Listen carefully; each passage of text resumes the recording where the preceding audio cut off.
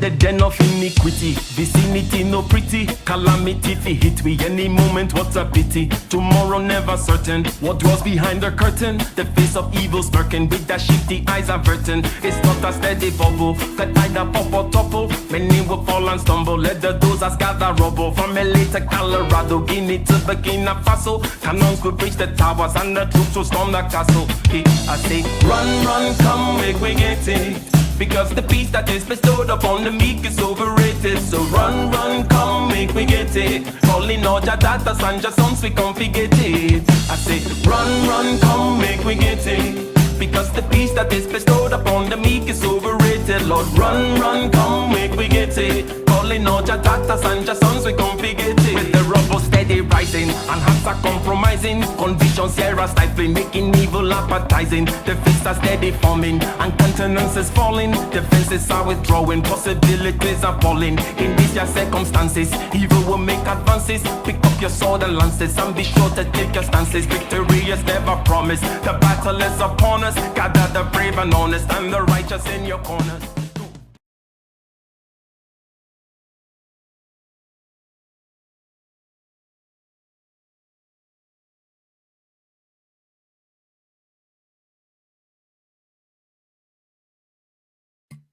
I did that shit again. Forgot to turn the damn mic on. I keep doing it. But yeah, I know that y'all have seen Brother Ike around. And welcome back, y'all. You know, I hope y'all went and stretched your legs, smoked a cigarette, got you a glass of lemonade or something, while all this was going on. Me, I was sitting back here jamming, boy. Sitting here jamming to Ike's music. Yeah, I know y'all have seen Brother Ike around. He's been making the rounds, on this here YouTubes. And tonight he's here, man, and we will be talking about the elements of success. Yes, that's what we're going to be talking about tonight. I'm just waiting for Brother Ike to come through. I see Brother Ike in the chat room. So Brother Ike, go ahead, check your email.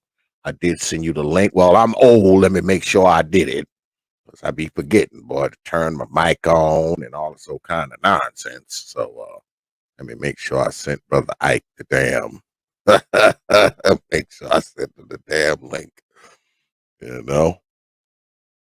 Okay, there he is. Without further delay, let me bring in Brother Ike. Brother Ike, what's good with it, man? I am good. Can you hear me? Can you hear me? Yes, man. Thank you for agreeing to come. Now, am I pronouncing your name right? I need to ask you this first. It's Oga Mian, right? Is it Oga Mian? Am I pronouncing that? Okay. The hard G is the most important part, and then. All right. Yeah. So how are you, brother? I'm doing very well. Thank you for asking. How are you? I'm good, man. I'm good. Looking forward to this, man. So I'm going to get right into it. You are a structural engineer, correct? Yes, sir. I am. Okay. You studied in Nigeria. You're a Nigerian, right? I am Nigerian, born and raised in Nigeria, but I came over here when I was 18. So my college years were in the United States. Oh, okay. So first 18 years, born and raised in Nigeria, yes, though. Yeah. Okay. So obviously, a successful person. I've been watching quite a bit of your stuff. And we're going to get into all of that, because like I said, I've been watching quite a bit of your stuff. You see, I played the theme song at the beginning, and I got a special surprise for you when we close out. Oh yeah. But I watch your stuff, and you talk a lot about meditation and things like that. You talk about the power of giving. I mean, you talk about a lot of things. So let me ask you, Mhm. are all of the things that you talk about down on the old Ike Ogamian channel, is all of that part of your success? The meditation, the charity, the business, the schooling, is all of it part of what makes Mr. Ogamian's success? I would have to say it's part of what makes me tick, what makes me happy, what makes me keep going. And insofar as that contributes to my success, then yes, I would say it's one and the same thing, right? It is one and the same thing. I can't see one side without the other, right? So yes. Okay. And what a lot of you don't know, because I've watched a lot of his stuff, and he doesn't mention this much. I had to go and like kind of check into it on myself. He's not also a successful businessman in his trade. For those of you who don't know, Brother Ike is also in a musical group called Soul Rising. And he's not just in the group, folks. He's the lead singer. A lot of you probably don't know that. You need to go and check Brother Ike's archives and look down, down, down. You know, I know y'all don't like to look at anything that hasn't been put up in the last 7 days, but scroll down on Brother Ike's channel and you can actually see him doing his singing. I saw a couple things on Google, and I was like, wow, you know, this guy. So I'm assuming that's part of it all too, right? So are you known more for being an engineer, or more for being Ike, the lead singer of Soul Rising? That is an interesting question, right? Uh, I'm not sure it's a question that I can answer. It's the people that will have to answer what they know me more for. But these are parallel tracks that I run, right? So I have a very analytical business, engineering, technical side of myself, and then I also have a very creative side, right? So part of the manifestation of the creative side is being on YouTube, for example. But I've been doing music now for a while. I started out with hip hop, writing hip hop type of stuff, and then the transition into reggae was easy. I think transitioning as a singer or a songwriter from hip hop into anything else is really easy because hip hop is the hardest thing to write, right? Just wanted to mention that. But I would say that in, let's say, Facebook and so on and so forth, people know me more as a lead singer, but they're like different groups of people who know me, right? If you know what I mean, right? So, but not everybody always knows everything that I do, right? I don't necessarily. It's not because I'm hiding facets or side of myself on purpose. It's just okay when I'm doing one thing, well, that's what I'm doing. I don't have to mention. So it does tend to happen from time to time that people that I work with are like, "What I saw you do this or you do that." I'm like, it just happens that way, right? So people know me for the different things that they know me for, but I'm not quite sure what I'm well known for out or better known for out there, right? Okay. So tonight we're talking about the elements of success, and I already gather that all of these things are elements of your success. So let me ask you about success in a general sense. Hmm. Have you found, or do you observe that a lot of us, we can't really achieve the success that we want because we may be missing, some of those other elements that would ultimately lead to our success? Yeah. Now, obviously, this is a very broad but also very deep topic. It's multifaceted, goes from psychology to discipline to also strategy, right? You got to execute. So I would say yes, right? That is by definition the reason why people don't find or not attaining the success that they would desire in the pursuit of any particular end, right? Any particular goal it takes a certain, as I said, there's a psychological aspect, there's a discipline aspect, and then there's a strategic aspect to it. Okay. Now, not everybody is, I can only speak from my particular perspective. Okay. So perhaps I sensed a certain aspect of your question that has to do with being multifaceted. Okay. Now, that's just me. Not everybody does many different things. I'm sure someone like you yourself, you probably have a couple of tricks under your sleeves and you do different things, right? It tends to be the case, though, that, the Renaissance man type tends, you find, there are two kinds of people you find, let's say, at the different peaks, right? You have the guy who is like the top 0.1% or the top 1% at one thing, right? He is the Tiger Woods of golf, or he is the Einstein of physics, or on and on and on. But then the more people in this room, that room of successful people in some penthouse somewhere in Seattle or whatever, more people are going to be more of the other type, which is that they're top 5%, top 10% in many, many things. Okay, so are they the best writer? No, but they're pretty good at writing. Are they the best speaker? No, but they're pretty good at speaking. Are they the best at strategizing? Are they the best at selling? Are they the best discipline? No, right? But they take all these things and they stack them up. And I think that the talent stack is something that is an important ingredient to success for the vast majority of people, because not everybody is going to be, by definition, the Einstein or the Tiger Woods type. Most people are the other type who need to stack these things up. And that requires discipline and strategy in order to actually pull that through. So do you believe it's better to be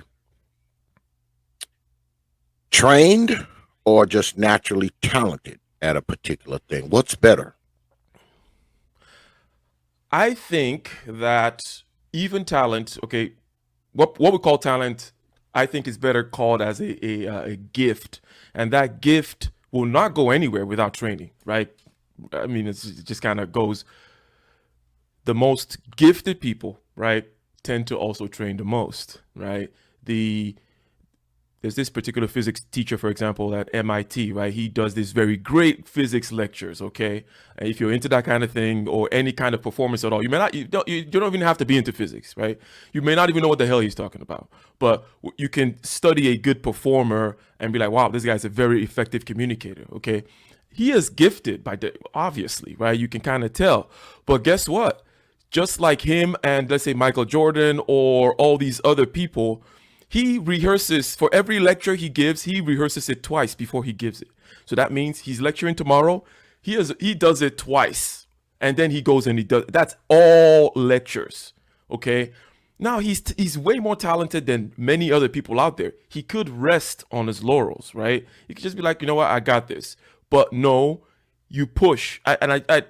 This video that I made came to mind, which is about the cultivation of acres, and someone like that who is very gifted, okay, they actually have to do the work. The burden is on them to do the work, because if they do not do that extra work that they need to do in order to cultivate, let's say, that 100 acres of land that they have, then they're not happy.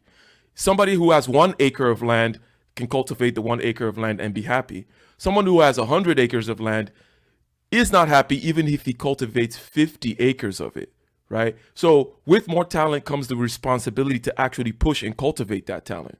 So if I were to retrace my steps back to your question, I would say that it's a double-edged sword, or it's on the one hand, on the other, it's a pro and con thing.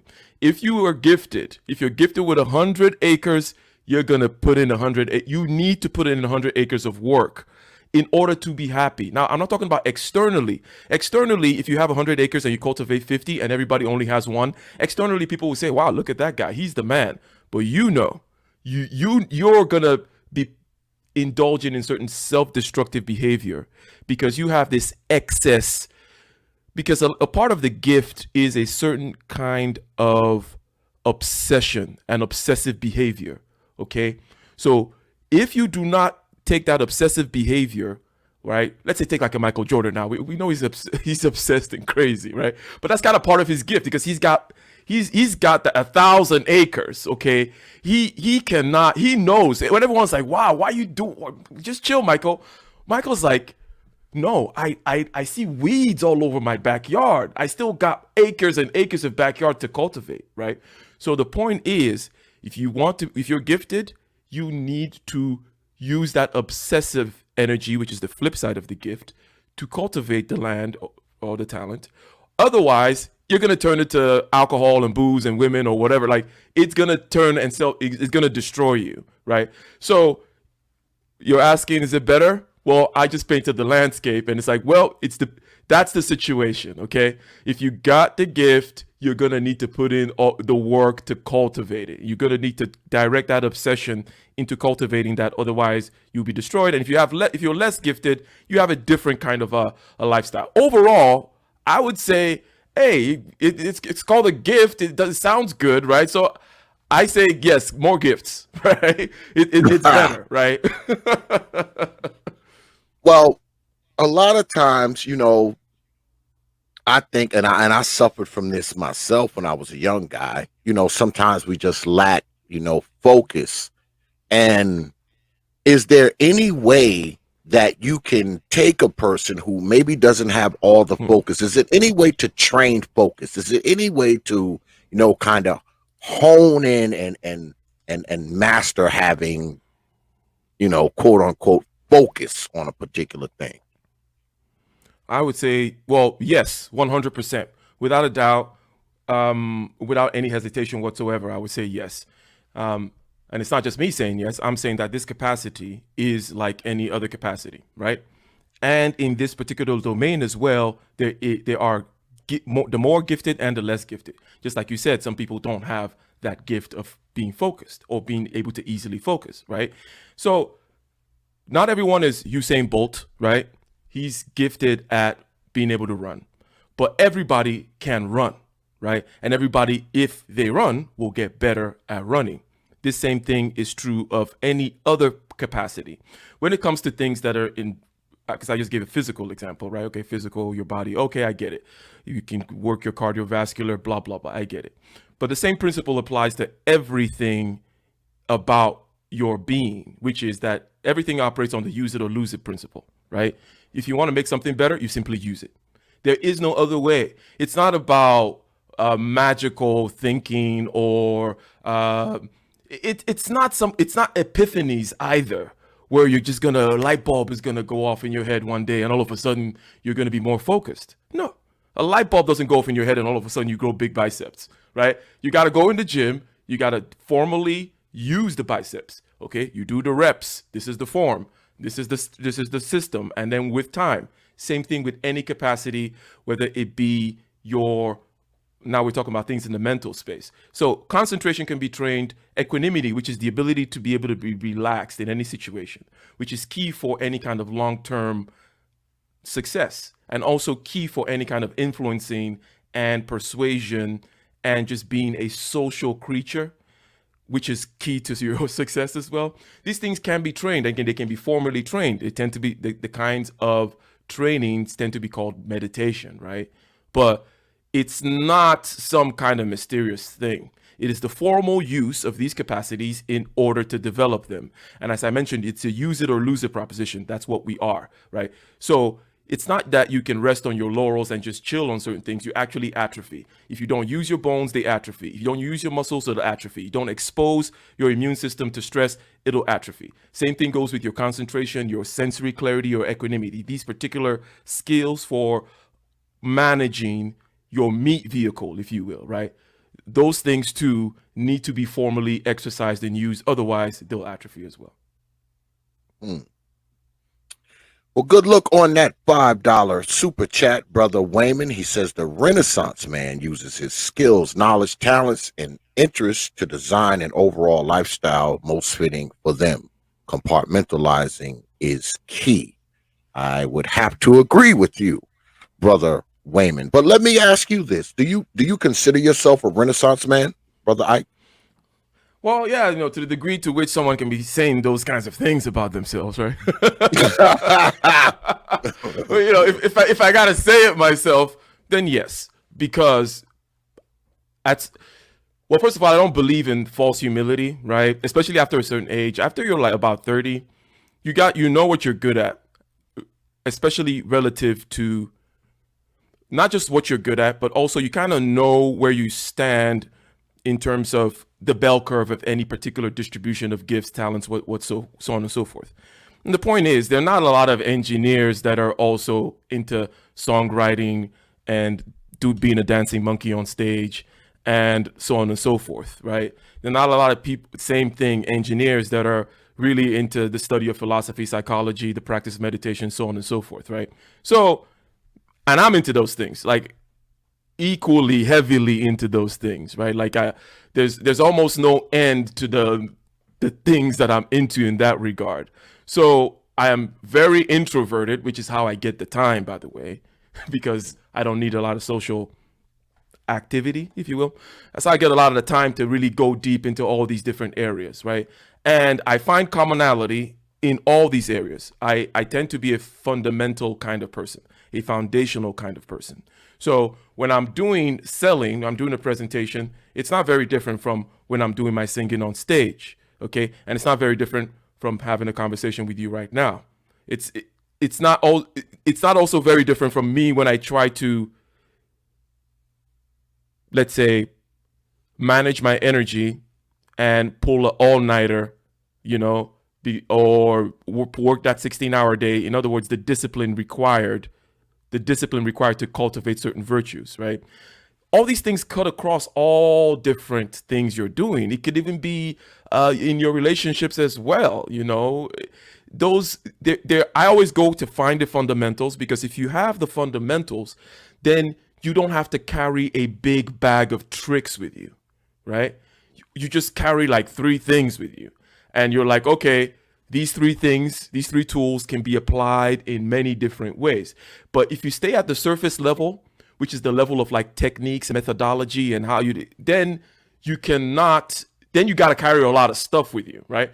But if you can come up with the technique and the methodology for any particular task because you have the fundamentals, because there are fundamentals, right? Because the whole universe is one. It's not like there's 1,000 different parts to this game, right? And you are one creature. Human beings are one kind of social. You get what I'm saying, right? So, yes, I am. I would consider myself to be a Renaissance man. Yeah. Okay.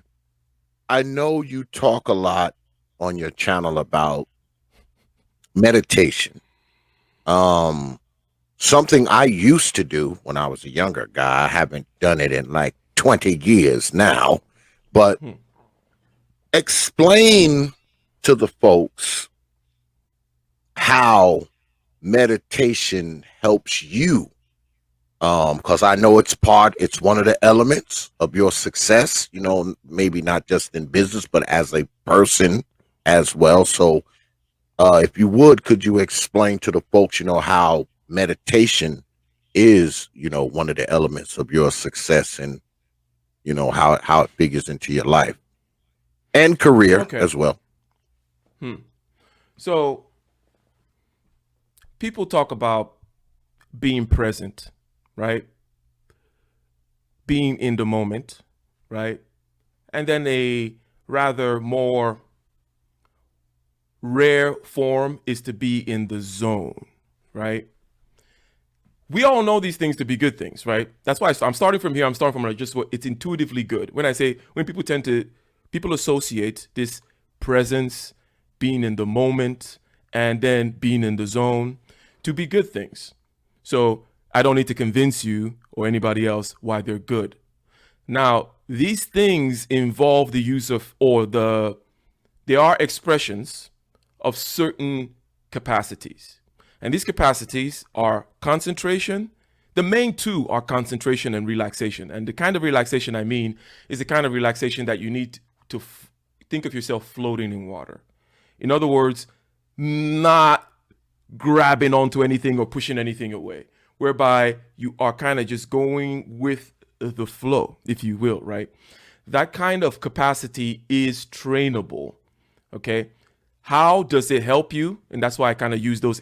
I appeal to your intuition by saying presence, being in the moment, being in the zone. In other words, I don't have to tell you how those things help you. You're at peak performance, okay? And you're at peak capacity to influence. You are also at peak peace, peak, or shall I say, most optimized blood pressure, reduced cortisol, and when you are in those states, right? So the point is, concentration is concentration, whether you are a sniper or you are a free throw, you're throwing free throws and it's all net, or you're trying to study something difficult. Okay, the capacity to concentrate is the same all through all those. And with concentration tends to come this other thing called equanimity, which is that floating, that relaxation, right? And that thing helps you be able to not be in a situation where the tail is wagging the dog, right? So where you're able to observe yourself as a system of feelings in the body and image in your head and talk in your head, as opposed to you just being in the eye of the storm or in the middle of the storm and you're just doing things that your feelings want you to do. Hey, people say you're in your feelings, right? Or get out of your head. You're too much in your head, right? Being in the zone, being present, and these other things that I mentioned are the state of not being in your feelings, but rather being able to watch your feelings. Not being in your head, but rather being able to watch your head. And the physical manifestations, as I mentioned, which are good for your health, we already kind of just talked about. But we also know that these things are also perfect for performance. You are performing better. You are at peak performance when you're able to do these things. So I would say that's why it is such a key part, a key element to any particular endeavor, physical, mental, or what have you. Because I think a lot of times when we think of meditating, we think of, sitting down, in the Indian position, on some pillows and holding both of your hands like this. But that's not it at all. I mean, I guess that is part of it, but that's not the whole thing. I'm a true believer that you can meditate without all of that. You don't have to be, sitting down, Indian style and holding your hands and humming and, that I don't think that because I actually used to meditate a lot, when I was a younger guy, where I would just sit, man, for like, 30 minutes, not speak, not look at anything, just eyes closed, just sit there, hands on my lap, and just kind of, like you said, just kind of, watch the feelings just not be part of what's going on for that 30 or 40 or 45 minutes that I was doing it. Do you think that it's easier to meditate when you don't have as much on your mind, or should meditation be part of you if you do happen to have a lot on your mind? Okay, so the question is about having a lot on your mind. Is it easier to meditate? You also mentioned there along the way the kinds of images that come to mind when people mention meditation. I got to be in the lotus position now. What I got to be humming something or saying a mantra. What am I going to be counting beads or hitting a gong or something like that? Incense burning. Incense burning. Maybe some hippie chicks with beads or something around. So yeah. The thing is, and I think that it is natural, and I'll bring it all to the question part, right? But I think that what you mentioned is important, right? What we're talking about right now is important to the question. And I think that it is natural for people to have that kind of a connotation, and it is natural for that connotation to be off-putting because we don't understand it. Why I say it's natural is because we are Westerners, okay?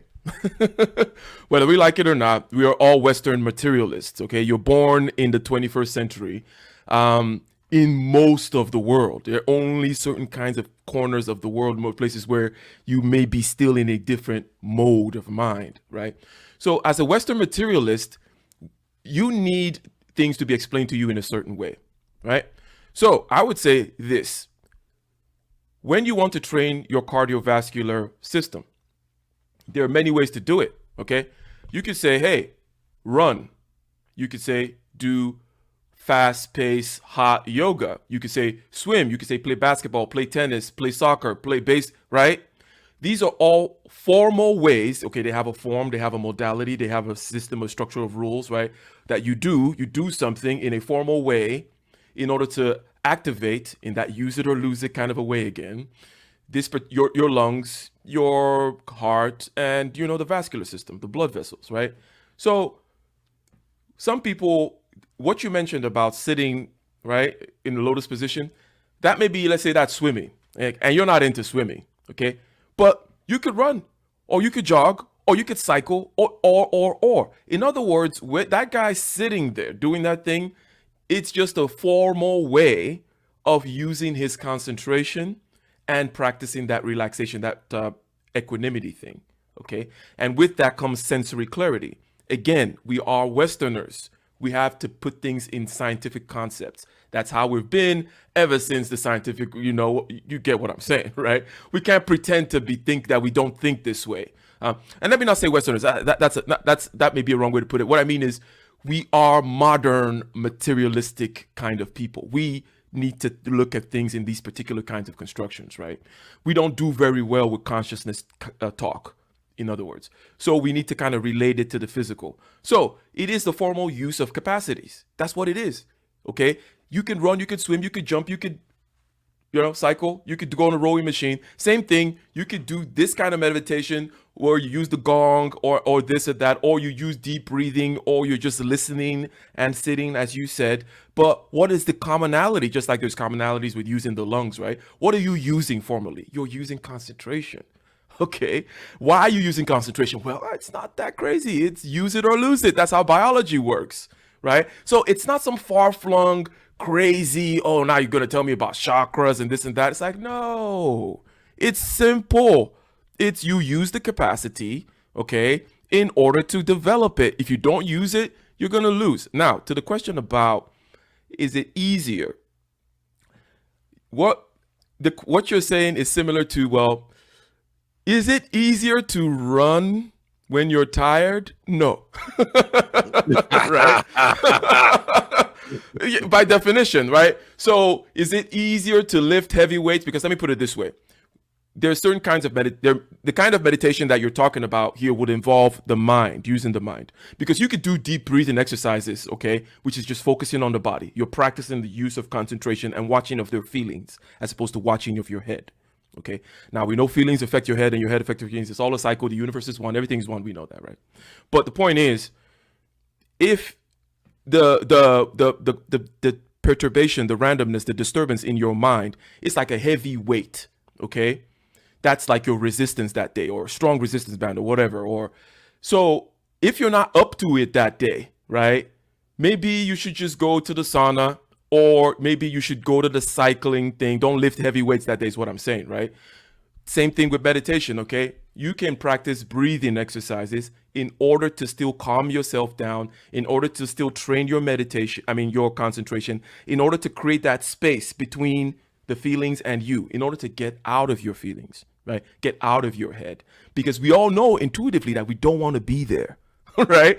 That part at least we get. That's, as I mentioned before, being in the zone and so on and so forth. We get that that's good. We also get that we don't want to be in our feelings and we don't want to be in our head, that it's best when you're the observer, because the observer has most control. The person who's in their feelings does not have control. The person who can watch their feelings has more control. So there are different modalities, okay? If you are tired today, that's akin to really being busy with in the head. There are other ways to still train something, do something else, get on your bicycle and just ride, take a long ride rather than go for some intense workout. So I would say, but however, though, here's the flip side of it. If you go and you pick up that heavy weight, you'll get a lot of work done too, right? Okay. So the way it works is attention, right? Which is that concentration and equanimity and sensory clarity thing, is the work. The resistance is the amount of disturbance going on in your body or in your mind, okay? If you got a whole lot of disturbance going on and you can bring 1 unit of attention, let's say, to 10 units of disturbance, then you've done 10 units of work, 1 times 10, right? But if there's very little bit of disturbance, right? If we just flip it and say, well, you only have 1 unit of disturbance, you're relatively calm that day, then you're going to bring, in order to do that same 10 units of work, you need to bring 10 units of attention. That's be akin to doing a whole lot more reps, that kind of a thing, right? So it translates, and that's kind of how it is. And I hope that was not too much of a long-winded answer to your question.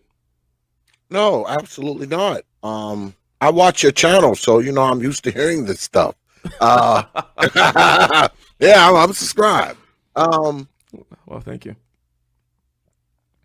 When we talk about, well, on here, I should say, when we're on here and we talk about success, it's usually money, investments, the type of house you live in, this big old car, watches, jewelry, all that kind of crap. But I don't think that success is just that. Of course, everybody wants a bunch of money and all that kind of stuff. But I don't think that success is just that, because like you said, you can be the guy with 100 acres and not manage it right, and be a guy with 1 acre and be just happy as, a pig in slop. So is success is there more mental prowess and power involved in success, as opposed to having the money, the good job, the entrepreneurship, the Mercedes? I mean, is it more mental? Is more of it mental or not? Now, I tend to, partly as a force of habit and also just a certain kind of discipline I have, I tend to want to push back against certain kinds of dichotomies, right? And you know where I'm going, right? In other words, I'd rather, first of all, state that it's all the one picture, okay? It's all one big picture, okay? Now, I like nice things. It may be obvious already, okay? Like, I like nice things. I like to look nice, dress nice, smell nice, all that kind of stuff. The aesthetics of this world, Epicureanism. I like to make very nice dinners, pair it with fine wine, like the whole shebang, okay? However, I also understand that is a outward manifestation of it. It's almost like a celebration of prowess. It's like an overflow. All kinds of aesthetics is an overflow. In other words, and aesthetics includes, let's say, sports and entertainment, right? With sports, it's like an excess of, like think of gymnastics, for example, right? It's just like, well, you don't really need to do that in your you don't need to be doing backflips just to go to Walmart, right? So it's always, so you get what I'm saying? All kinds of entertainment and also sports and the arts in general are always displaying a kind of overwhelming overflow excess, right? Which I think is a celebration of human life, right? So when viewed from that perspective, it is not so much against the prowess which is being demonstrated, right? Because the prowess which is being demonstrated takes a lot of discipline, a lot of mental work to get there, okay? But then the aesthetic display, okay, which people tend to think it's opposite from it, is a display of that excess and a celebration, okay? And I don't care if your aesthetic display is a religious ritual or a great dinner. It's still the same thing. Both of them are displays of excess of human prowess, right? Because both of them are superfluous, right? Both of them go above and beyond. What's this festival about? Why is everybody spinning around with these bright colored dresses on and sacrificing this goat over there and doing this? Like, all these things are all the same. Now, so when after painting that landscape, I would have to then make another kind of a set of hierarchies, because we're talking about success. And I would have to say that the hierarchy of, shall we call it, spiritual values, right? let's say the priests, if you will, right? Spiritual values, being someone, and these values may vary in terms of their outward manifestation from time to time, but we kind of know what those are. We kind of get that, okay, they're kind of opposed, they're different from what we would call material ones, okay? This would be the priests. And then you also have the values of valor, and this is Sparta, right? And alpha, right? That is a different thing represented, let's say, by the military, okay? The military and the priest type stuff, they don't tend to overlap, right? So what I'm saying here is, even though everything is still all one, there are still different hierarchy games to be played, right? So going in to become General Patton or Mad Dog Mattis is a different kind of hierarchy than going for Gandhi or holy man status, right? These are different hierarchy games. There is also another hierarchy game, which is the hierarchy game of the merchant class, right? But each of these games have their virtues required to get to the top, and that's something that people need to understand, okay? The merchant class, well, it just so turns out to be that it's the most measurable, okay? Because in a certain sense, okay? Because yeah, you can say you're a holy man and you're like, okay, well, how do I really know that? Or, your value, I'm a spiritual good man kind of thing. It's like, well, how can I really know that? Not so they have their different ways of measuring and assessing over there. But merchant class, more modern, capitalistic, almost scientific is, well, what are the bank notes? Where are the dollars? Where's the success? Where's the business? How long have you been doing this? What's the network? That kind of a thing, which is another hierarchy game. But there is commonality. In other words, in order to be able to make it to the peak of any one of these hierarchy games, there is commonality. You're going to need certain kinds of discipline and self-mastery. I don't care which hierarchy game you're playing, whether you're going to be the Mad Dog Mattis, badass Marine, or you're going to be, the badass monk on top of the hill, or you're going to be the most successful CEO, serial entrepreneur ever. All those people are going to be playing using or maximizing, optimizing certain kinds of capacities, right? So that would be my way of answering your question. Well, let me ask you this. Because when I was coming up, my father always told me, he said, son, part of having success is not realizing that you are successful. He said, because once you start feeling like you're successful, you will plateau. He used to say, he said, you'll plateau if you start feeling like you're successful. He said, as long as you don't realize that you're successful, that is a success, because you will stay hungry, you will stay striving for more, you will keep learning, you will keep building. And that stuck with me, because he told me that when I was a little boy. But let me ask you this, being that we're talking about, the elements of success and money, and, you said you like nice things and nice wines and nice foods. Would you be the happy, content Ike Ogamian if you didn't have all those things? If you weren't the engineer, if you weren't the singer, you were just regular old Ike that was a greeter at Walmart. Would you think, well, I know it's hard to think of this hypothetically, but please try. Would you be as content? Would you be the same happy? Would you have let me rephrase it.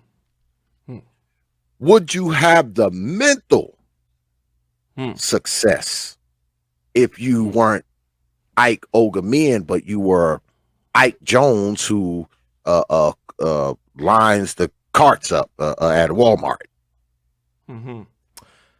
I would say yes. And it's very much right in line with what your dad told you. And that's why you mentioned it, right? So I mentioned, because what your dad was what your dad said falls underneath this, and I think this is the number one thing, and that's why I mentioned it first, which is the use it or lose it proposition, right?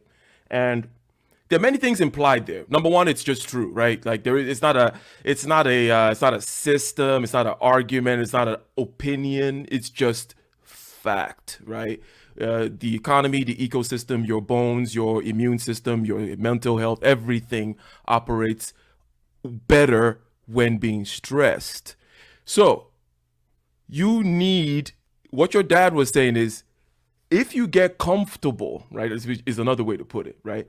If you rest on your laurels, right?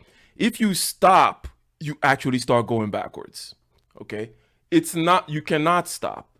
You cannot stop rowing because, as we just said, it's use it or lose it. It's not use it and then maybe stop and keep it or something. No, things atrophy and die with if they're not stressed, if they're not pushed. So you have to take risks. You have to start new ventures. You have to spread out into forming new networks, trying your mental capacities in with new endeavors, okay? Stretching yourself, saying yes to new opportunities, even though you don't know, shoot first, ask questions last, as they may say, right? All these things are necessary in order to be in order to thrive, let's just say, because it's a biological thing, it's a life thing. Because rocks don't need this, okay? Rocks can just chill on top of that mountain for 10,000 years and they're cool, right? But life actually needs stress.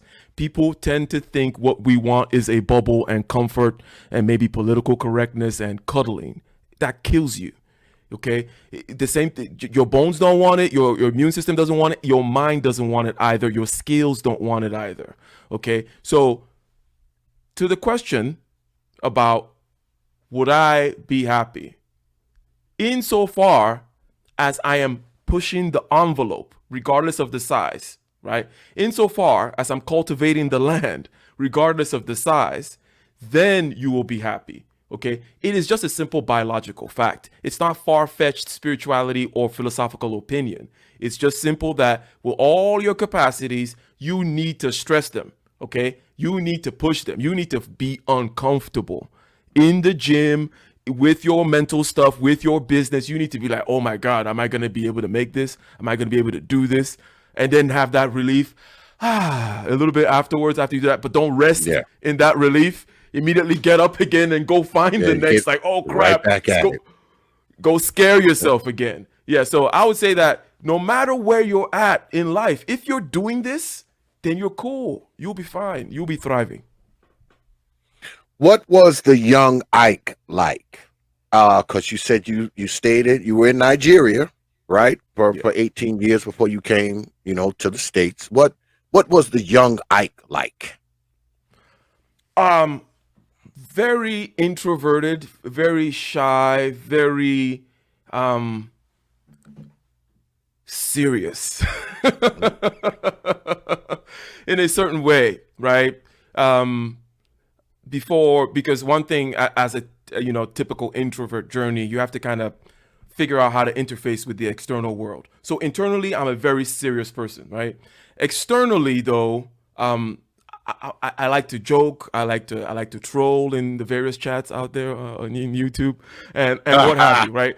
I like to sing and dance on stage. I like to tell jokes like that. That's how I am. But before I was able to figure out how to show that to the world, when I was just doing me, if you will, I was more of a bookish, serious kind of person. Serious on all levels, whether it be serious in terms of study of philosophy and religion or whatever. Like, I always took everything seriously.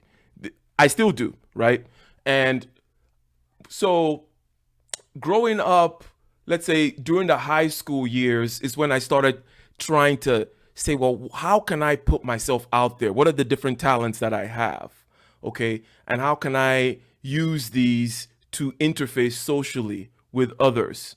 Okay. And so I'm like, okay, I have this gift for music, or at least the lyrics side of things, right? So I'm going to try to use that as a way of, clout, right? Getting clout, right? So I'm gonna memorize Bone Thugs and Harmony verses, probably some of the harder type of verses to memorize, and I'm gonna be able to perform it, and people are gonna be like, oh, that guy always go, hey, he's got that thing, ba ba boom, bada bing, and then okay, be like, okay, what else do people value, or how else can I kind of train myself to be more social, to be a better listener, and so on and so forth. So I would say that the young Ike was very, very much serious in his shell, bookish, super introvert kid that just was cultivating all kinds of crap in there. Okay, so wasn't that I was just locked up somewhere not doing anything.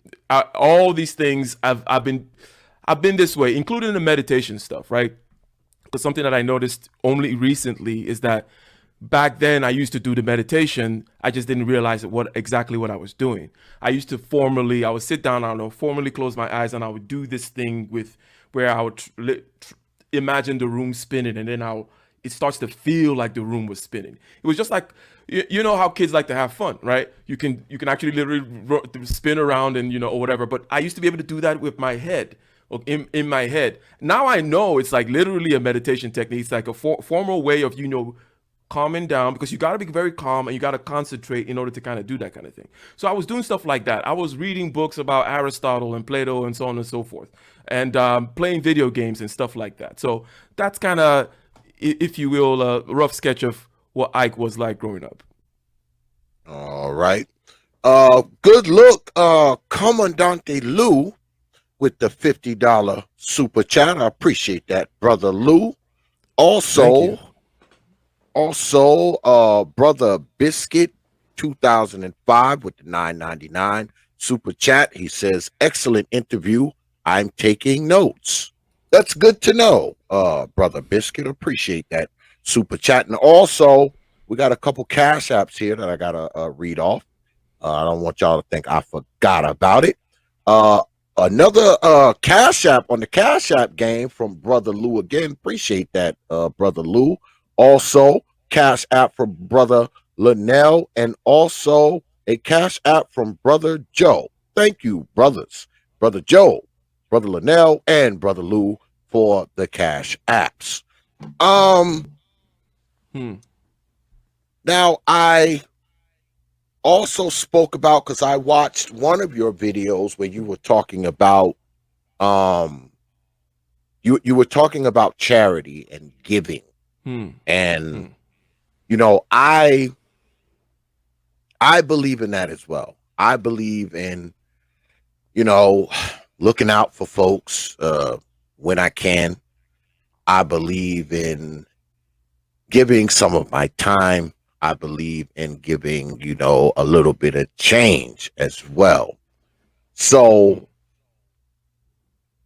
I guess what I'm asking you is that also an element of success? Well, I guess it is, though, right? Being able to do that is an element of success, because, you can't give someone something that you don't have. So if you, and I'm not just talking about money, I'm not just talking about, giving somebody, like the guys on the overpass when I, come up off the highway, they're standing up there and they need $5. Now, I couldn't give them $5 if I'm also one of the guys standing on the overpass, right? So, I mean, I guess you have to be in the position to be the charitable person. Therefore, that is ultimately an element of your success, right?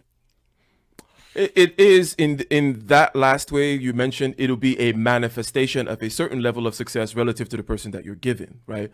But that is more of a manifestation as opposed to something that you are using, or as something that got you there. Okay, so you're already there, and then it's a manifestation that you're able to give so people know. But it is also something that got you there. In other words, you need to be giving before you're able to, or you need to give such that it scares you. What am I saying? All these things, I keep saying they're simple because it's true, right? It's true that they're simple. And I keep relating it to the same kinds of principles because these principles are just simple principles. It's the same use it or lose it thing again. It's the same pushing yourself again. Okay. Whether you are stressing those bones and those muscles and that psyche and that business proposition or your network and so on and so forth, putting yourself in scary situations, same thing also goes with giving. Okay. This one is a little bit more psychological. But first of all, let me say that I'm an intuitive person with a strong penchant for action, right? So intuitive means I tend not to be a planner. I don't sit down and strategize very much. Okay. I just do, right? Shoot first, ask questions last. Okay, boom, boom, do, right? YouTube channel sounds fun. Let's start it. Okay, that's kind of how I roll. And then things tend to then fall in place almost backwards. Like I look backwards, I'm like, oh, things are falling in place in a certain way. But I'm always just running forward and juggling things, right? So I say that to say this. I'm not sitting around strategizing, oh, I'm gonna give and then it's gonna help me, so on and so forth. But so I just tend to follow my nose. And that's the intuitive part. The intuitive part is really knowing the right, like, oh, this kind of action, it's being motivated from something, right? And a mixture, that motivation will be, there'll be a mixture of ego and all kinds of things, right? Involved in things that motivate you. But if you're intuitive, you kind of know, okay, well, but there's something more here in this particular one, right? So let me give. In other words, I tend to be a giver for all kinds of motivations that I just mentioned. Maybe I want to look like the big man or something. But I also know, okay, there's something here. There's something there that's good.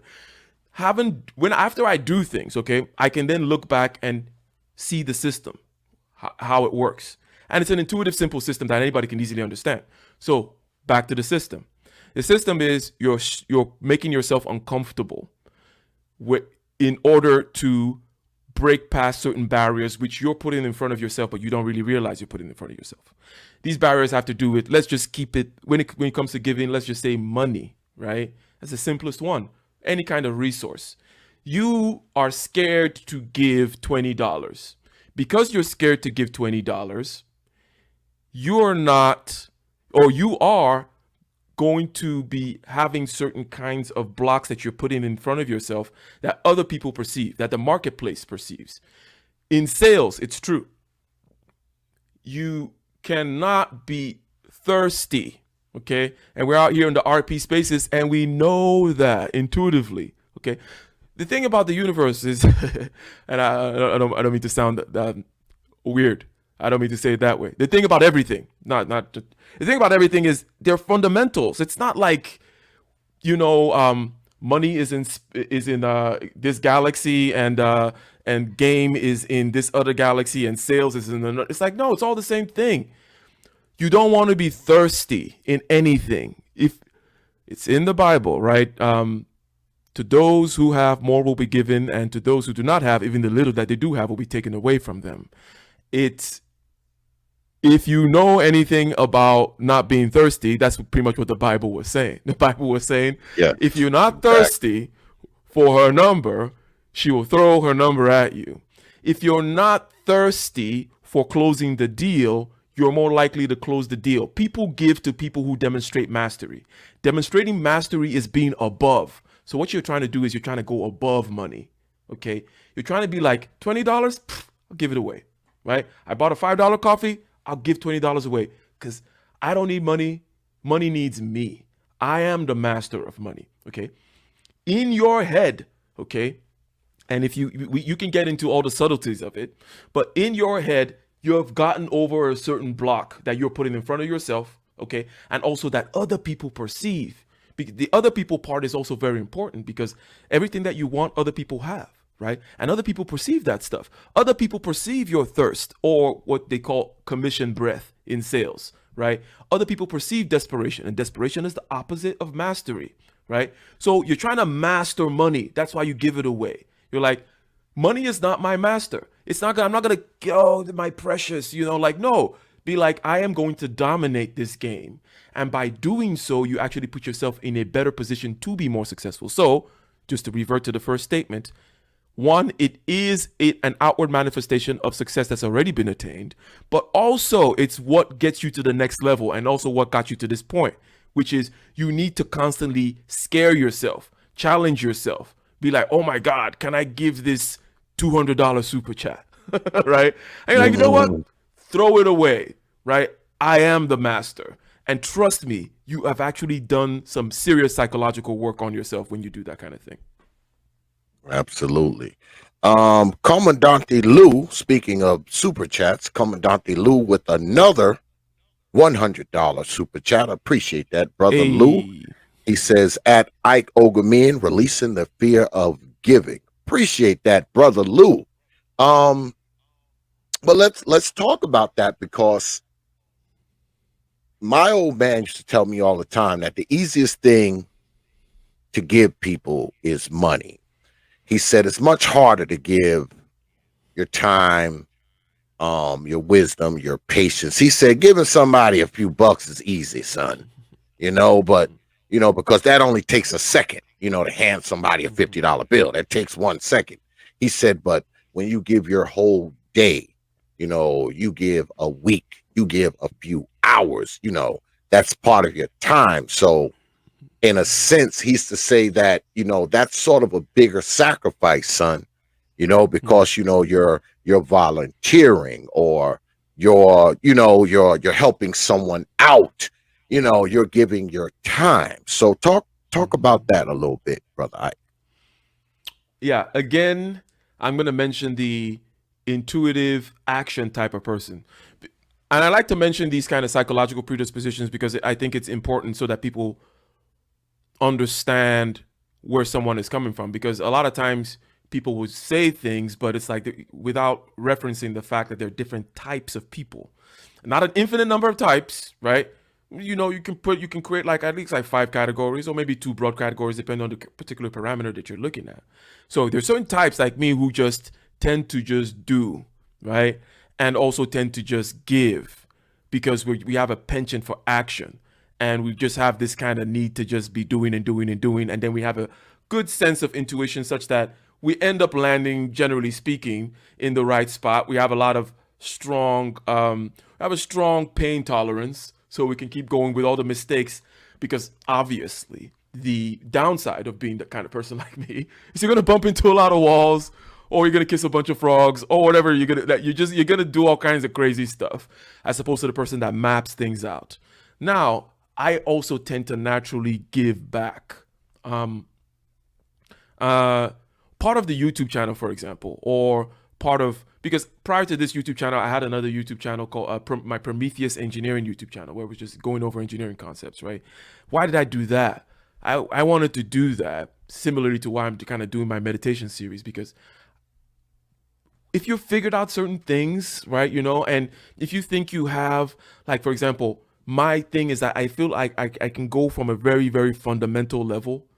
And by fundamental, I also mean simple, because some people go fundamental and complicated, which is just a double whammy. And it's just, you're like, dude, you went deep and complicated. When you go deep, it's supposed to go simpler, to go to bedrock. So I like to go, I feel like in any kind of endeavor, any kind of explanation, I can go to bedrock. So I do that with my engineering stuff. I created that engineering channel to give, right? I'm talking about this meditation stuff because I can go to bedrock and explain, it's just formal use of a capacity. You do this, to give, right? And I think that in many, many, many folds comes back to you. You're going to get all kinds of opportunities as a result, right? I'm going to be talking to the Prophet of Thought out here on a Wednesday night. Is it Wednesday? Who knows? Yes, yeah, it Wednesday. is. Yeah. All kinds of things are going to occur as a result of that, right? So 100% your dad was correct in the sense that, yeah, it's easy to just give money, but there's certain other things you should be giving. If you're someone like me, you tend not to plan it out. And again, I got to mention, because look, I like 100% transparency, because it just helps. Clarity always helps with understanding. What I'm saying is, if you're someone like me, is there not ego involved with me going on, starting that Prometheus Engineering channel and saying, let me show you how these concepts really work from a fundamental point of view? Of course there's ego. Of course there's let me show you how badass I am, right? But that's like a small part of it. Another part of it is more of a celebration of this thing. Like, look, I found this thing here. I look out and I know that there are other people like me. I know that this way of explaining things is not common. Let's say we talk about the meditation stuff, or you talk about my engineering channel.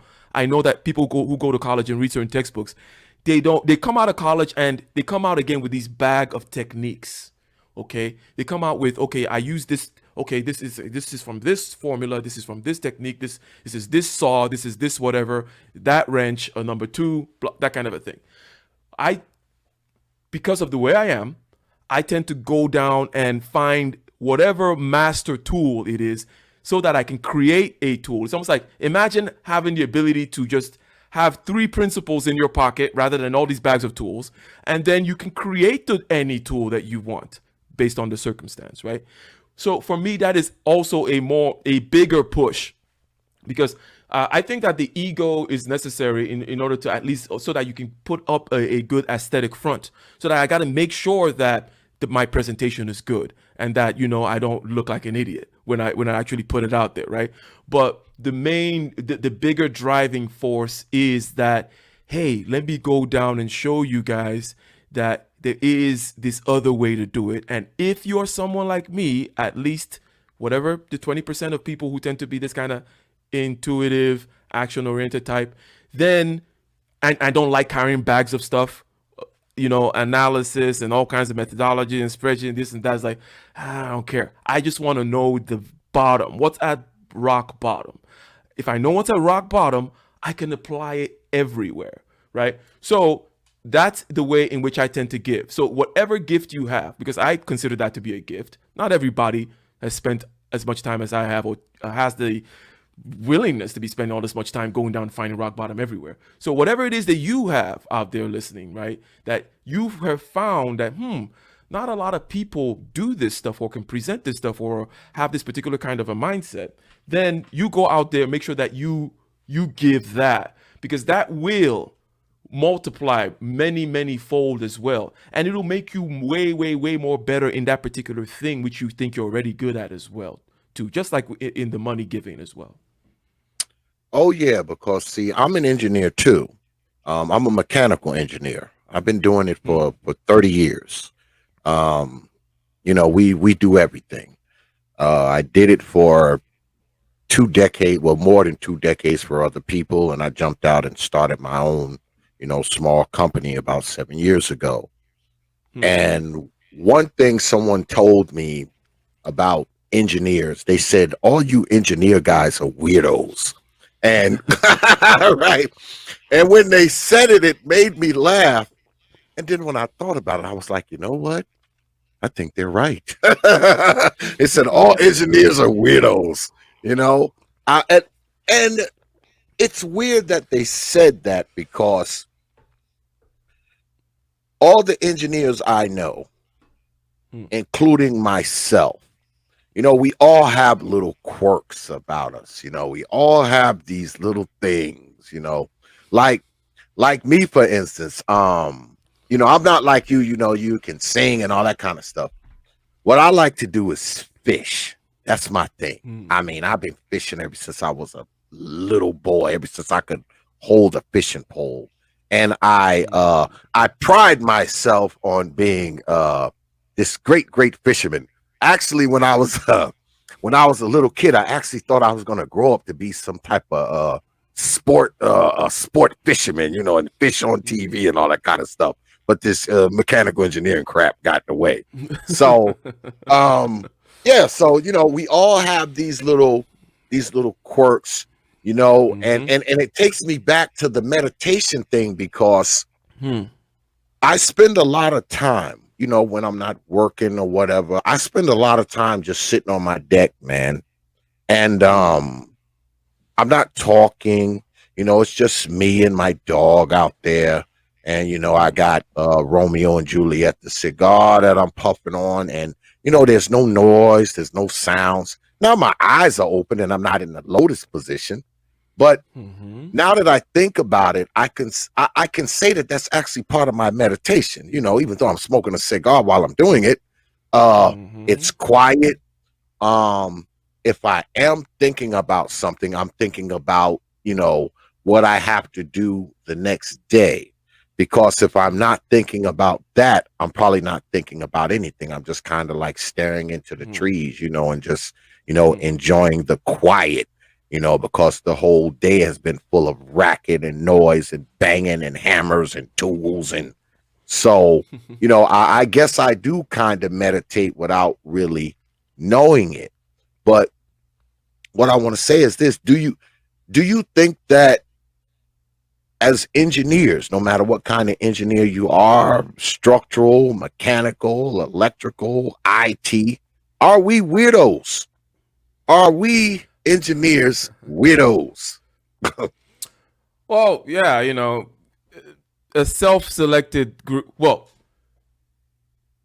the first thing to ask whenever it comes to who's a weirdo and who is not is because it tends to be a question of numbers, right? You're an engineer, so it's a bell curve, who's on the tail kind of a question, right? So if you look and you see, well, you're not in the mean, right? You're not engineers are not a big percentage of the population, right? So you have these people, and then there's the self-selecting element, right? So you have these people who self-select. They decided to go to this place, okay? So they're gonna have certain similarities and certain similar psychological dispositions, okay? And they're probably gonna be more in their head. They're probably not gonna be super great. I'm not saying that obviously you have these outliers, right? They're not gonna be super great with certain social things, okay, and some are worse than others, okay. Like some I know, I'm sure some that are like, oh my god, you're the one that make us look bad. Yeah, you're who they're talking about when they say weirdo. So, but we all have in a spectrum, okay? We all share to the extent that we self-selected to go to this particular place, which is outside the norm. It does not represent a huge part of the population, so on and so forth, okay? And we have chosen to do something which is difficult, right? Which is to go get a mechanical engineering degree. Why are you doing that to yourself, right? It's like, it's painful. You can't be doing that, studying your statics and dynamics and thermal mechanics, whatever, and all that kind of stuff, and still partying and doing all these other things which some people may want to be doing with their college years. It's like, so it is, just simply speaking, from the bell curve population point of view, yes, you're kind of outside the norm there, and that people are going to sense that. People are going to notice that. We tend not to know, though, right? Because because number one, we are who we are, right? And then number two, we spend a lot of time with similar-minded people, okay? Yeah, if you're going to college for engineering, you don't really have a lot of time to spend with the business and psychology people because they're not living the same kind of lifestyle you're living. You gotta be hitting that calculus book. You can't be chilling playing beer pong or whatever, right? Oh, so absolutely not. Yeah, you know all that stuff that they do over there, like you're not doing it. So you're gonna then start thinking, oh, I'm just normal. I'm just me and my friend Ryan and Michael, we just do normal stuff. But when people from the outside look, they're gonna see all the quirks and all the ways in which you're off, right? So yes is the short answer to the question. Yes, we are weird. Yes, we're a bunch of weirdos. But but see, the weirdo part of it kind of subsides as you get older. Because what I've been doing for 30 years. I've always had an affinity for mechanics and numbers. That's something, because I'm the son of a landscape architect. My dad was a landscape architect and he had a landscaping company and he did hardscapes and all that kind of stuff. So I've been around that kind of crap all my life. So it just kind of came natural. It just kind of came natural to want to be around machinery, fabricating machinery, modifying machinery. It just kind of came natural.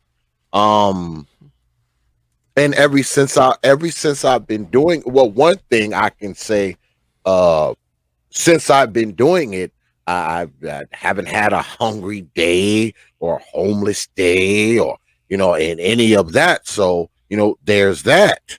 It's one of those fields where and I tell brothers this, when it comes to engineering and things of that nature, I mean, it's not that often that you're going to find yourself, man, like out of work.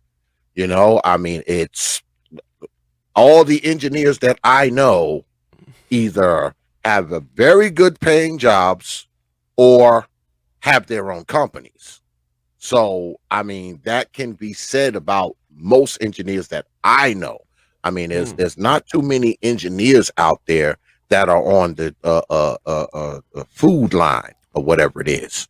They're just not. Not to cape for engineering or anything like that, but it's one of those things where no matter what it is. Because my son, my oldest son, he's an electrical engineer. And he works for the city. So those are the real weirdos, by the way. The electricals are the real weirdos. But trust me. And it's crazy because when I was young, that's what I thought I wanted to do. I thought I wanted, because I went to school for electrical engineering first.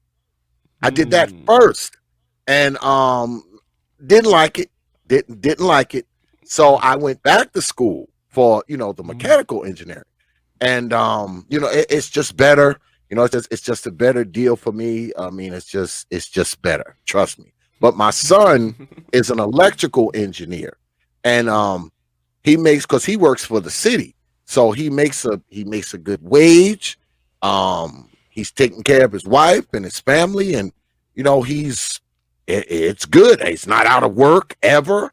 So it's something to think about, especially because one thing, not to get too far off topic, but one thing this whole COVID thing showed me is that, I'm lucky I picked what I picked to do with my life, because I know a lot of people who they have different occupations and different, things that they do. And they took a really, really big hit with this COVID stuff. I know people who had businesses where their businesses just went, it basically fell to the ground due to COVID. And, not to brag or anything, but like us engineering guys and us mechanical guys, we kept right on work. Nothing happened. My business wasn't affected at all. It wasn't. I mean, the city didn't come and close us down. None of that. So, it's something for you, you younger guys to think about, because engineering, man, it's kind of coronavirus proof, man. It's COVID proof. It is. Yeah, and you're saying, going off topic, it is right in line with the topic in terms of, the elements for success. This is more on the strategic kind of practical advice type stuff, right? Because I mentioned that there are aspects that have to do with your self-mastery. There are aspects that have to do with your psychology, and there's socio-political and cultural aspects too, which I think is key. Like, for example, not having a victim mindset, and so all that is a bag of tricks, right? But the strategy, now what? Okay, what do I do? What's the first step? What's the second step? What's the third step? This is when career path, if you will, a path, pick one path. What is a possible path to go? A hard skill. And it could be in, let's say, white collar, which is engineering, because engineering, like we're like the white collar people of the blue collar world, right? We're generally working with the blue collar folks, which shout out to blue collar folks, because whenever it's a great feeling whenever I go to a construction site, right? Which I was in one last week, Veterans Administration. Whenever I'm in a construction site, and I'm there and I put on my hard hat and then I'm there to go have a meeting, go inspect some stuff or whatever, I really realize why I love what I do, because I cannot imagine, the world of, being a human resources person at some big bank. And it's all boardrooms and nonsense all day. When you're in a construction site, it's you don't even have to talk to people. You just feel the realness. It's real. It's about swinging that hammer, and it's It's either done or it's not done. It's not political. You're not gonna politically set up this wall, Yeah. right? It's Yeah. the wall is gonna be up and it's gonna stand. It's gonna be right or not. You're not gonna Yeah. finesse it and or paper over it with some financial scheme or that kind of thing, right? So for me, shout out again to the blue collar hard hats out there. Being adjacent to these people is super critical for me. But I mentioned that because whether you're doing the blue collar thing or a white collar thing, the first thing to do, I say, is well, get a skill, right? Get a skill.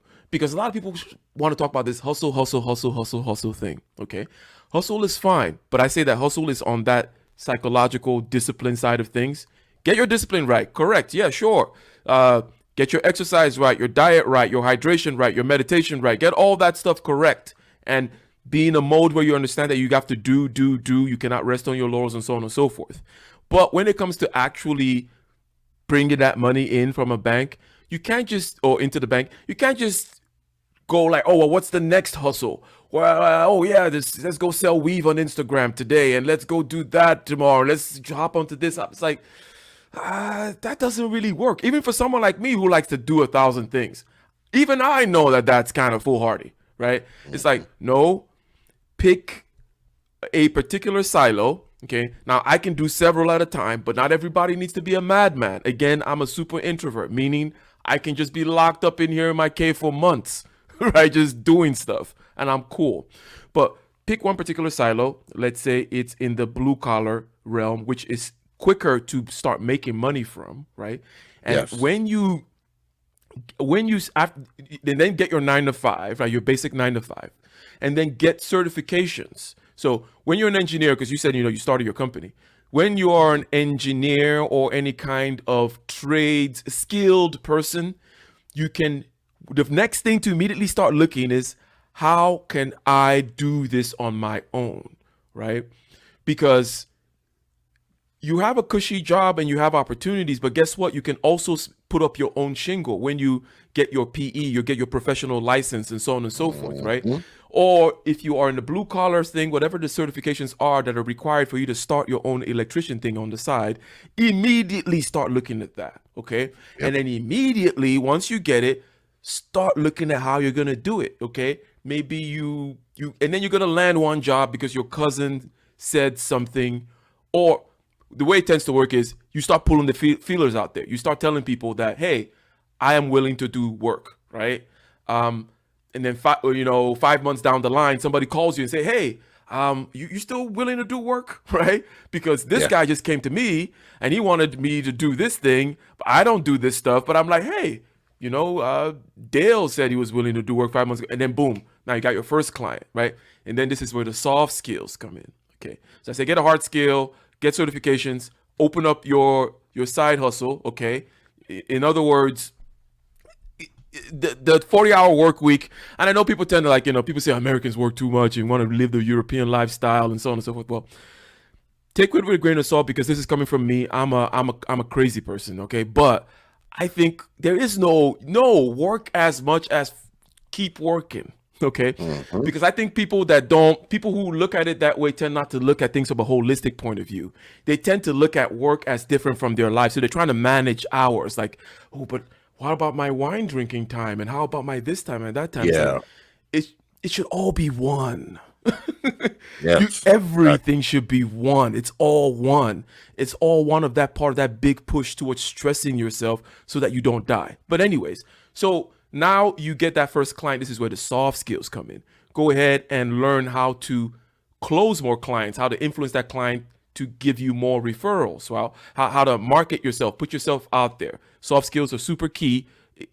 Moving up in any regard, I always like to say, involves two things. It involves becoming more strategic, because by definition, you're moving up from tactical to strategic. That's what moving up really means. And then number two, it's becoming more influential. Like you're gonna, by definition, also have people under you. You have to influence. You have to either within your organization, but also you're gonna be more responsible for bringing things into your organization. Value, whether the value be contracts or concessions or money or more clients, right? So you cannot escape it. You cannot escape it. You cannot go from teacher to principal, from lieutenant to general, or for whatever, from regular priest to pope, without soft skills, right? You cannot escape it. So, because some people, again, shout out to the introvert gang, they tend to be like, oh, no, I'm just, that's not for me, and they start making excuses. They start making it seem like, oh, all those people who are out there doing dog and pony show dancing, the stupid salesman, I'm smarter than them, all that nonsense. Now, you're fooling yourself, and you're smarter. Yeah. You're smart enough to know you're fooling yourself. And take it from me, I just gave you the sentence. Okay, strategy and influence. That's the definition of moving up. So you're just making excuses. You're resting on your laurels. You're like, I got this, okay? But you're atrophying, okay? You're not actually moving forward. So again, just to repeat what I said, get that hard skill, then get that certification, put yourself out there to start your side gig. Doesn't mean you have to give up your first gig. And I believe that your side gig should be right next to your first gig, okay? Don't be an electrician and then turn around to go start selling shirts on Instagram. It's like, it's very inefficient because you got to turn your head around. But if you're an electrician doing commercial work for your 9-to-5 guy, your 9-to-5 boss, but on the weekends you do residential work, it's the same thing. You purchase this particular tool, or you learn these particular skills, or you build these particular relationships and networks. It's all helping you to the same one, but you're creating this nice snowball effect. Okay, so you do that, develop the hard skills as well, and then with the overflow, you invest in yourself, and on and on and on, right? But I would say on the strategy end of things, in terms of the steps to take, that is what I would say. Absolutely. Shout out to brother Sire Tice, my boy, who will be here tomorrow talking about fasting and nutrition. He says, salute Zabe and brother Ike, great show, and lock and loaded for tomorrow. I certainly hope so, bro. I've been looking forward to this fasting show for a while, even though I haven't fasted in quite some time. I have stopped eating meat, though. I have stopped eating meat, brother Sire Tice. I haven't eaten any meat in almost 6 weeks now. No meat, all vegetables, and I still have my pasta. I'm probably gonna die eating pasta, but I haven't eaten any meat. And when I do eat pasta, I put very little sauce on it. As a matter of fact, I had some pasta yesterday, and the only thing I had on it was parsley and oregano. That's it. So nice. I'm working my way there, brother Side Tyson. Working my way there. But you said something really interesting a few minutes ago, brother Ike. You said that us weirdo engineers, we are the white collar of the blue collar field. I like that. I'm stealing that one. I'm stealing that line. That line I'm stealing, because that's kind of what it is. Because I know with me, well, I'm very hands-on. I'm very hands-on because I actually I like getting dirty myself. I like getting my hands in there, and I'm very good at welding and metal fabrication and things like, that stuff I can do it in my sleep, and I like doing it. So, I'm right out there with my guys, most of the time, 90% of the time, I'm right there with them. Not just because, I got to keep a damn eye on them, but, also, I like doing it. I literally like doing it. Now, mind you, I don't plan on doing it being out in the field for too much longer, because I am getting older, maybe another 5 or 6 years, because I eventually want to leave, the business to my grandson. That's kind of the goal at this point. He's 12 now. So, in another 6 years, he'll be 18. He seems to have taken an interest in it. And, I'm going to try to groom him up into it, man. I already got, one guy who kind of runs the show when I'm not around. I'm hoping that he can kind of be my grandson's guy, like he's been my guy for all these years, because that's kind of where I'm going with it. Because my sons, they're not interested in it at all. My oldest son, he's an electrical engineer, and Pop, I don't want to deal with that. And my youngest son, he's a master carpenter. So he can, he's got his own business too. So he wants nothing to do with what we're doing. But my grandson is actually interested in it. So he's probably going to be the one ending up with it.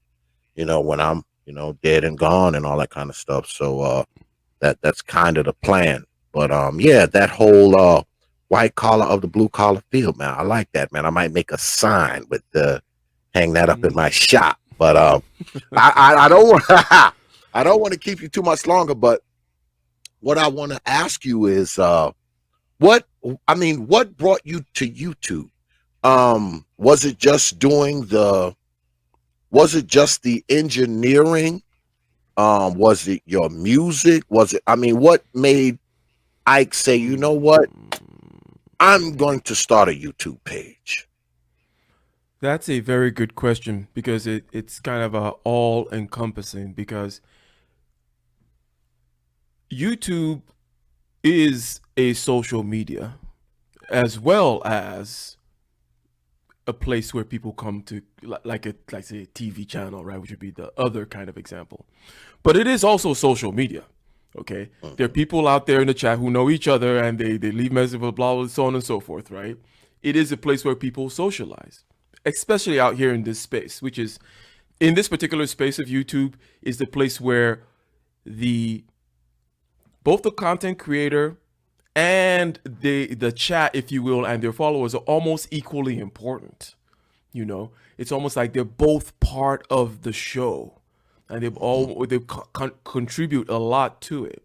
So, say that to say this: coming to YouTube years ago, just as part of my nerd type stuff, because I like to consume information, and one of the people who really brought me to YouTube first of all was Joe Rogan. And this was way back in the day, right? When he started his podcast, right?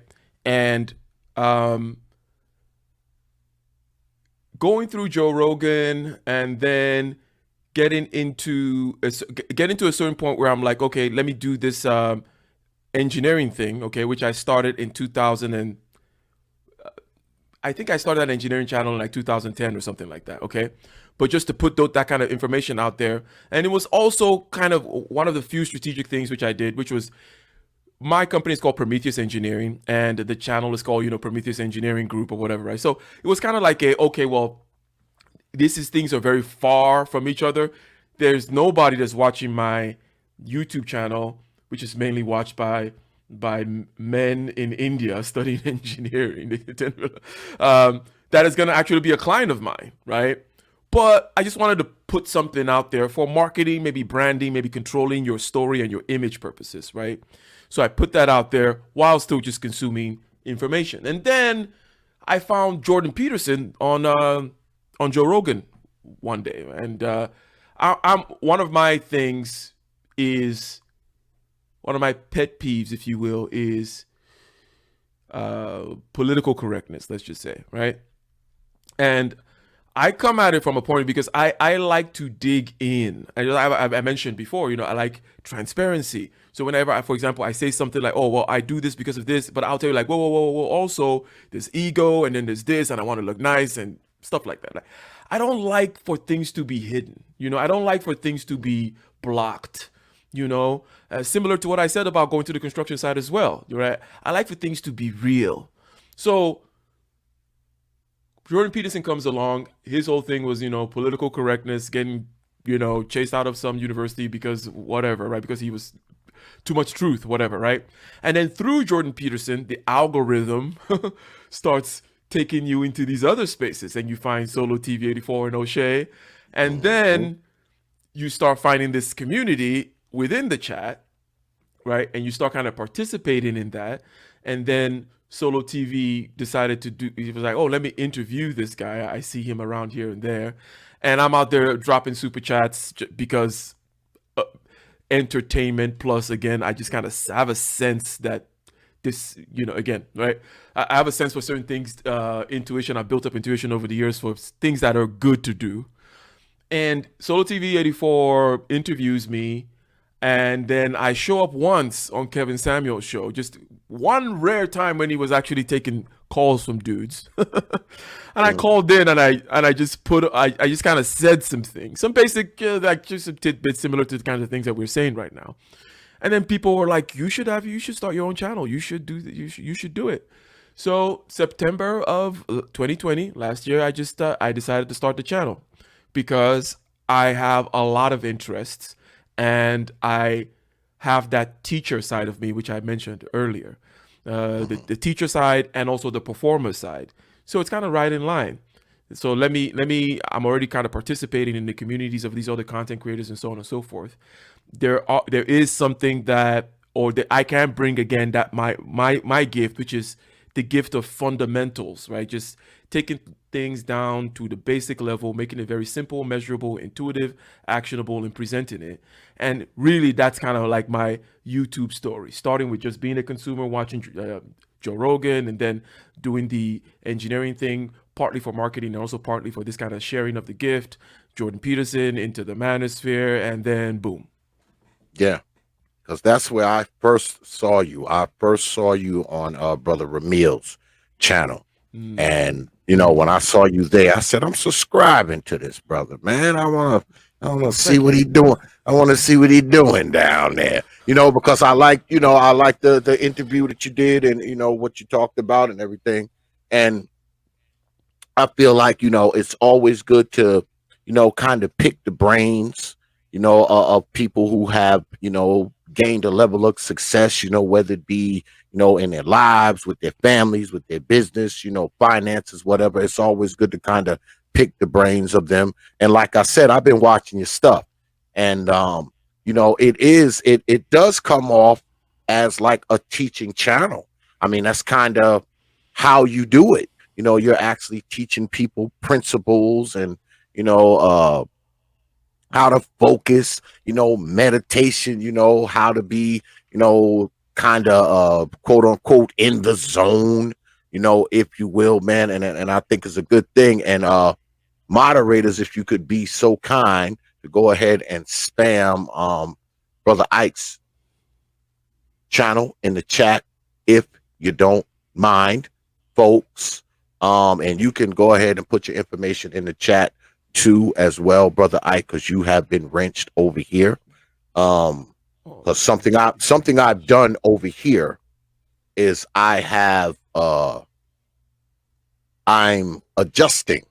All right, I'm restructuring my wrench holders. I'm restructuring it because I feel like it's something that I have to do, because it's been some funny business going on the channel. So I must restructure who are wrench holders and who are not. I must separate the wheat from the chaff, so to speak. So if I may ask, how does the algorithm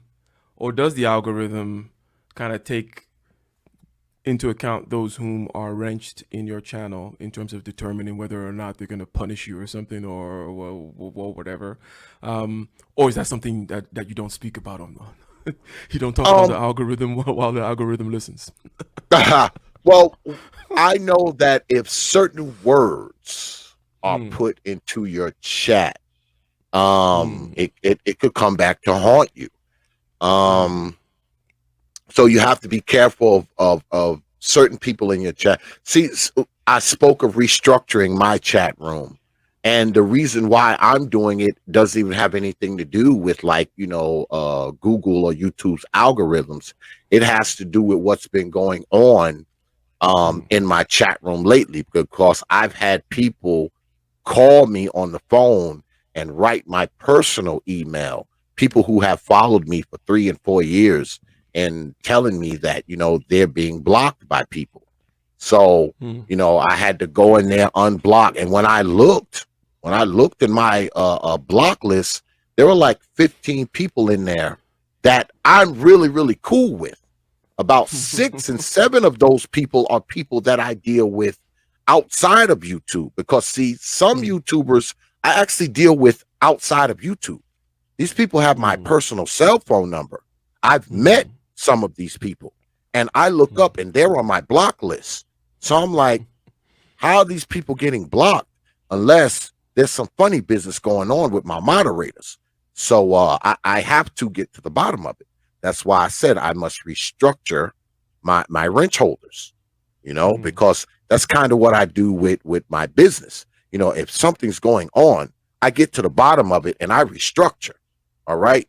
So that's what we're doing here on YouTube as well. I'm going to get to the bottom of it and I'm going to restructure, because I don't think that because I have a Streamlabs bot in my chat as well.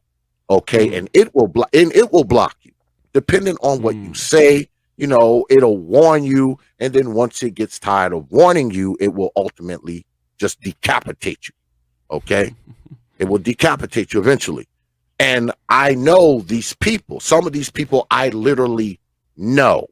All right. I've been to these people's houses. I've been to these people's place of business.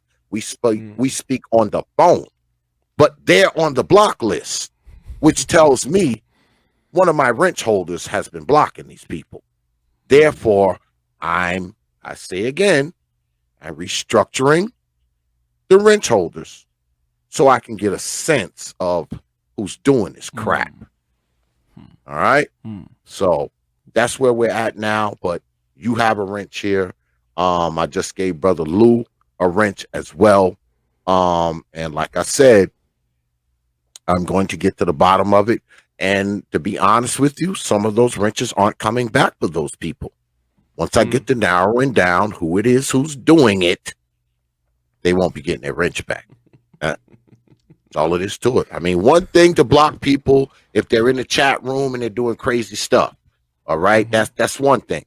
But if you're blocking people that have been with me, following me ever since I had like 5 subscribers, that's something else. That means you're bringing whatever problems you have with this person into my chat room, and that's not going to fly. So that's where we are now. But like I said, man, I didn't want to keep you too long. Brother Ike, I appreciate you, man, coming through. This is very insightful. I'm looking forward to a lot more of your streams. And I've been watching you for a while. I've been watching you probably ever since you were on Brother Ramil's, but I never wrote nothing in your chat room. I wanted to wait. I wanted to wait till I got you on first. So now you'll see me in your chat room. Because see, I'm a weirdo. I'm a weirdo like that. Yeah, I'm a weirdo. That's why I say that person who says that we're weirdos, they're right. But see, I won't say things in your chat room unless we've had a conversation first. That's kind of who I am. I'm not the type to write in your chat room. I don't write in people's chat rooms that I haven't had a conversation with first. If I haven't had a conversation with that person, I'm not going to write anything in their chat room. I'll just kind of, watch, from the quote unquote clouds, as they say. But now that we've spoken, you'll see me in your chat room. That's just a weird thing I got. That'll be great. And thank you for the wrench, and thank you for, the watching from the clouds, right? Oh yeah. I've been watching, man. It's an honor. Yeah. And thanks to everyone, perhaps whom will be the new subscribers that will be coming through, and those whom are already subscribed. And it's quite encouraging, right? Because as you know, doing this whole thing, putting it together and so on and so forth, it does take time and work and effort and so on and so forth. Nothing is ever as easy as it looks. So the encouragement from the community is great and much appreciated. Young man, do you want to succeed, to expand beyond your horizons? If you want to be free, then you must learn to master yourself, your thoughts, feelings, your body and spirit. Master your subjective consciousness. Every action has an opposite and equal reaction. The world outside of yourself is ruled by those who are not ruled by their base instincts. Young man, go forth into the world after this. Meditate, contemplate, then plan and execute an action towards success. risk, break the rules, and be disciplined within self.